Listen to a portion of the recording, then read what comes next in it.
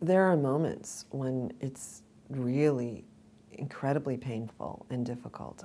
I'll never forget interviewing the Lucero family on that couch. It was a snowy evening and everyone had to come out in the snow, and I remember them walking up the driveway and how vulnerable they felt because they had just gone to Marcelo's house and were cleaning up his things and gathering his things, and I could tell that Marcelo Lucero's mother, Rosario, was in such deep pain, and talking to them and seeing her grief is something, and feeling her grief is something I will never, ever, ever forget.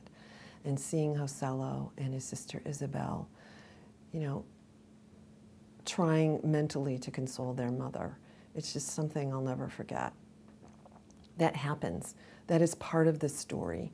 Understanding and feeling the pain of people who are vulnerable and people who have been harmed is part of our work. It's part of the story. Sharing that story with people so that we can understand what this feels like, so all of us can understand what this feels like. So it is a very difficult part of this work.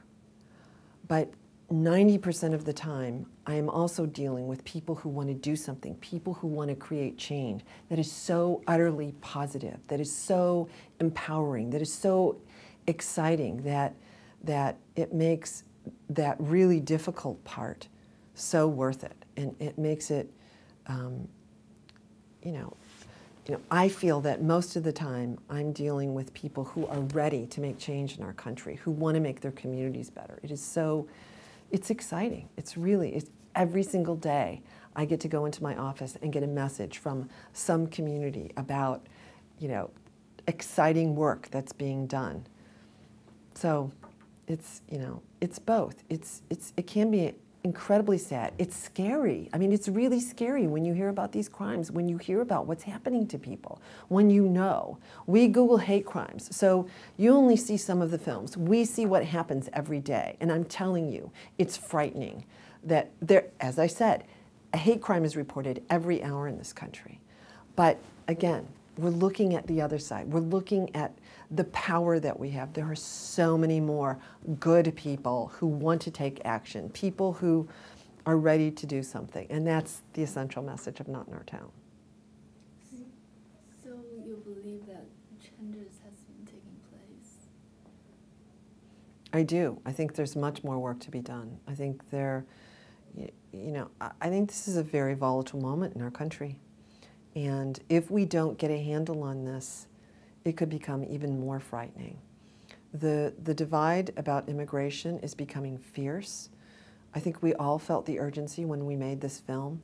It really doesn't matter how you feel about the immigration debate. I think this story really shows the need to see each other as humans, regardless of our political stance on some issue. People need to be able to walk the streets of this country without fear of violence. I think that's an essential part of our democracy. And, we're hoping that this film can help open up a conversation between people who really disagree, maybe politically about some of these issues, but who agree on our common humanity.